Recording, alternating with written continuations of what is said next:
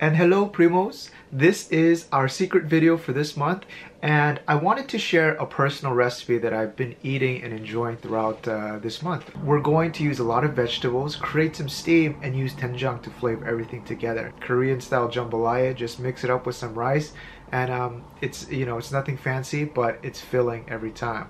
So it's healthy, it's perfect for any meal, and get back to me with how you think it tastes.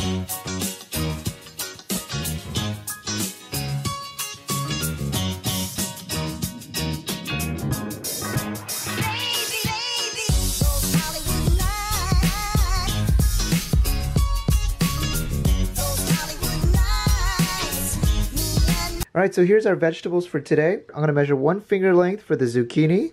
And then let's just dice this into small chunks. By the way, how's the winter chill in your city? I heard in Chicago it's like minus 20 degrees. Jeez. We'll just chop this into small pieces. Strangely, in Korea, we haven't had any snow that's been piling up. Same thing with the onion. Let's chop this bad boy up. Alright, then we have a potato, and we'll chop this good boy up. And then I got some regular green cabbage. We'll just cut up an equal amount to the potatoes.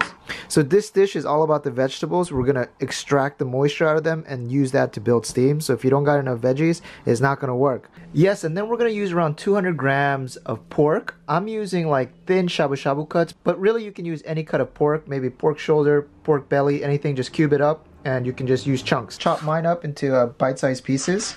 Alright, and then we're going to make this little marinade out of doenjang. Check it out. This is a doenjang that's made from this artisan named Ki Sun-do, and she's been recognized as a grand master in Korea. The government actually gave her official designation. Her family has been making doenjang for the last 360 years. That's like maybe 5 generations worth, and they just keep passing on their secret tips, and it's pretty amazing. But of course, feel free to use any doenjang. We're going to put in 2 tablespoons. Second one in. Then 2 tablespoons of mirin, or you can use any white wine. That's 1 and 2. Then just mix these 2 ingredients up, and that's it. Now we're ready to cook. Now we're going to build some flavor. Let's put this on a medium heat. Let's put in 2 tablespoons of sesame oil, and then 1 tablespoon of minced garlic. Let's mix this up, get some fragrance in the oil, and then once you start to smell the garlic and the sesame oil come together, let's put in our meat.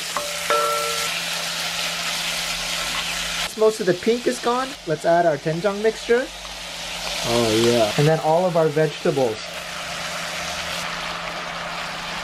Then stir everything together so that you get all of the doenjang coated over everything. And ooh, it smells nice and funky already. We're gonna put a lid on. We're going to reduce this to a low heat.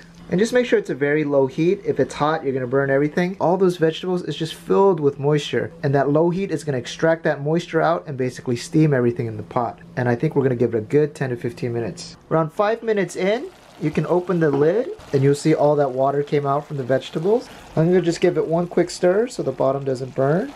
Alright, like that. Alright, and now we'll just wait until the broth reduces even more. Alright. Nice. Now we're going to add about ½ tablespoon of gochugaru. It gives a nice color. I'll just mix this up and you'll see. Wow. Just beautiful. We'll turn off the heat. Throw a little bit of spring onions. Alright, and look at that. It's going to go so good with rice. Put some in a bowl here. Just mix this in with some rice. Just kind of treat it like a curry. Something like that, and just take a huge bite. Oh my god, so good. It's amazing. It does wonders with the rice, and I love this because it's also a healthy rice dish. February is tomorrow. It's not gonna get any warmer. You guys, let's settle down. Let's keep the high energy up, and let's keep working hard. See you guys.